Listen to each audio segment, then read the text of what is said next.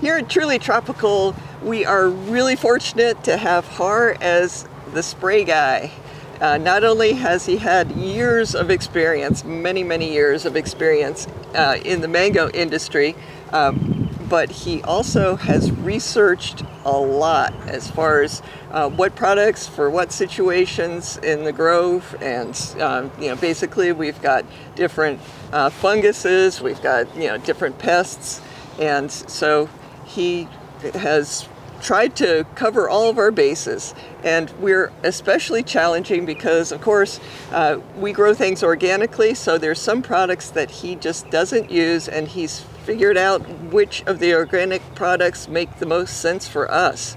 So anyway, I just hope that he can give us sort of a brief overview of spraying for different situations in the grove.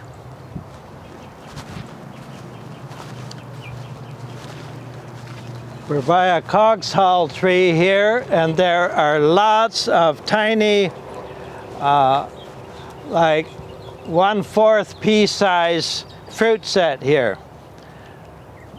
It won't be possible for the tree to retain all those because, I don't know, there's like 50 on a panicle, and the tree won't be able to hold more than 4 or 5 at most. Even if you only have 1 or 2 per panicle, that's good production. Now, I did not spray an open bloom mix on this, so I can't take any credit for that fruit set. It's been too windy here for the last month about to get a lot of spraying done. But I did get it sprayed with sulfur, and I always mix in some seaweed and a couple other things that are nutritional, and some potassium bicarbonate also to raise the pH. And so I can take some credit for powdery mildew not having ruined these blooms. So obviously if blooms get ruined by powdery mildew, they can't set fruit. It isn't that it totally prevented powdery mildew. I can see a couple spots here, but most of it was clean enough to where it was able to set fruits. The very most important time of year to spray is bloom time. A lot of people think they should not spray bloom, and that's because most of the mixes that they use are too strong or inappropriate products. And so when you spray open bloom, you have to use usually way less than the minimum recommended amount on the product package, on the label.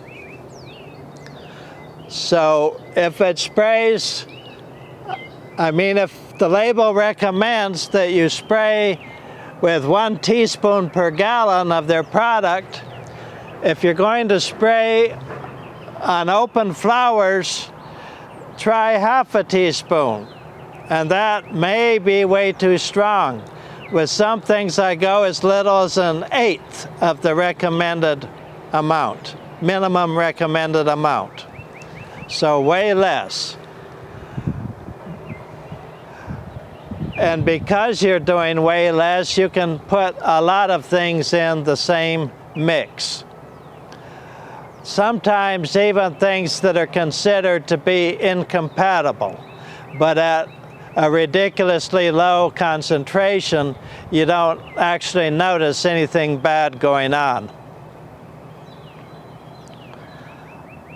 So when you try your own mix, don't spray everything you have with a mix that you don't know how it's going to work. Get some tape or something to mark a branch or 2 or 3 here or there. Figure how much goes into a gallon, and maybe just mix a quart or a pint and divide your gallon amounts down to so that you have the same concentration in the pint, and you have your little squirt bottle and you go around and you try it. With flowers, you can check them for 2 days, and if you don't see any damage, go ahead and spray a bunch. If you're looking for damage on leaves, you usually wait at least 5 days to see if damage has shown up. Some people wait 10 days, at least with certain products. But any person can come up with their own spray mixes as long as they obey the laws on the label and do their own small-scale experiments to see what mixes well, what does well in the water they use, or if they need to change the pH of the water they use. And also take notes about the weather. What was the temperature? And was it humid or windy or sunny? So that if it worked, you know that in those conditions you can expect it to work for you again. And if conditions change, you'll notice and write it down when you spray. And so if there's a problem, then you can figure, well, it worked in different weather before, but this time I did the same mix and it didn't work. It must be because of the difference in weather. So you experiment and you figure it out. Kind of fun, kind of challenging, but you're working with your own water source and your own equipment and your own varieties of trees in the weather at your location.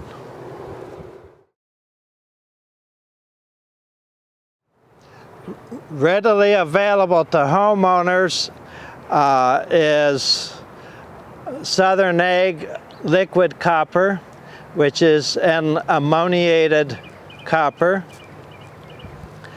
That you can use on leaves. You can use it on the bloom spikes when they're starting to emerge. And you can use it at this stage when you don't need any more live flowers because there's already plenty of fruit set. You can help fight off the beginning of anthracnose on the fruit set, and you can suppress powdery mildew some by using liquid copper. You can also mix with it seaweed extract, in other words, kelp. There are many different brands. Any of them will be helpful.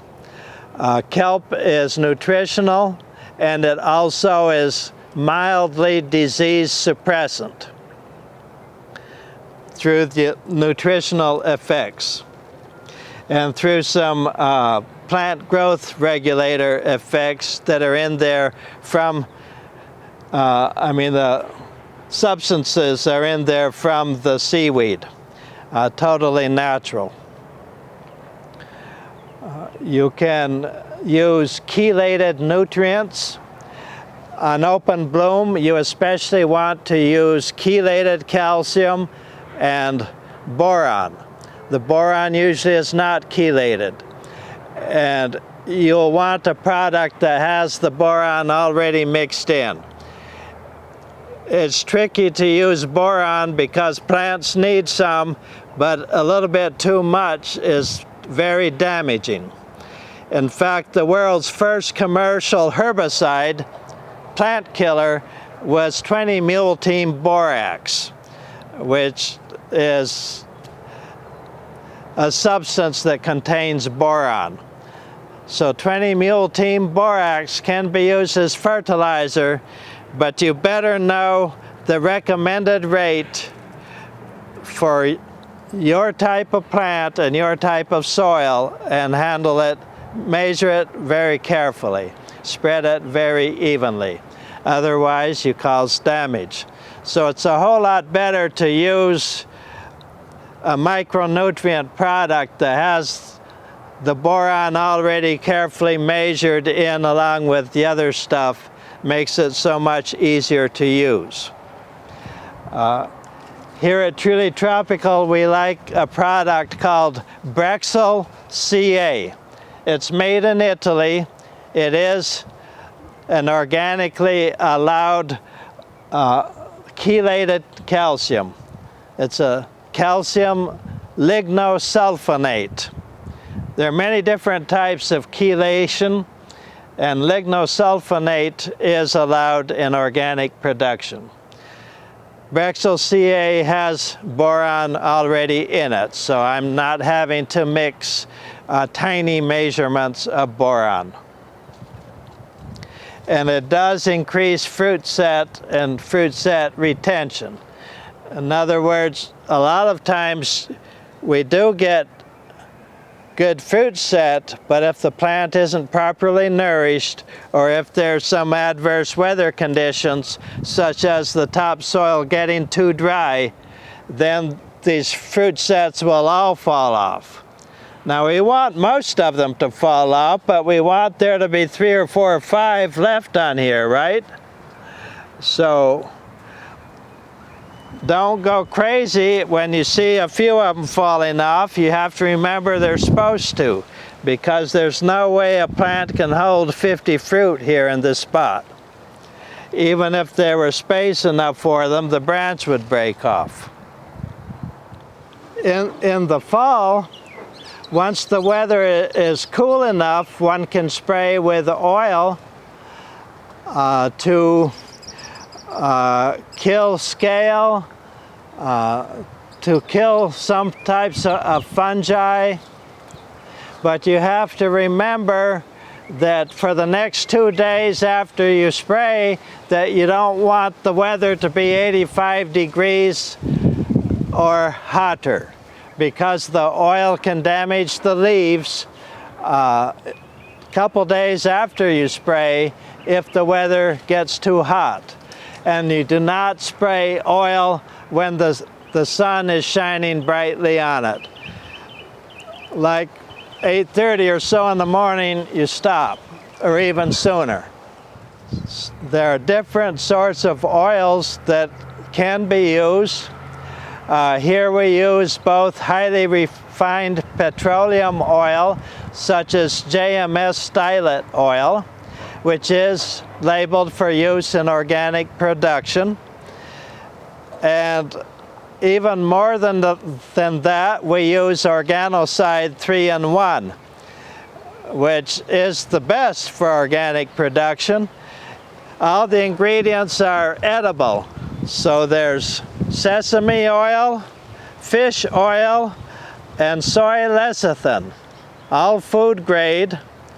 And even though it's labeled as a pesticide because it does kill pests, it is exempt from having to be legally registered as a pesticide because it's all food grade ingredients. I still put on my coveralls when I spray though, because it's stinky and I don't want to go home all oily and stinky. But it works very well if you spray in slow drying conditions. It works nothing at all if you spray it in quick drying conditions. So you need to choose a day that's a calm morning, high humidity, not raining, and before the sun gets bright to spray. You want the Organocide 3-in-1, or really any other oil or soap spray that you use, to have half an hour or more of being still wet on the plant. That way you actually kill the pest that you're trying to suffocate. If what you're spraying dries fast, everything has held its breath that long and continues living as though nothing had happened.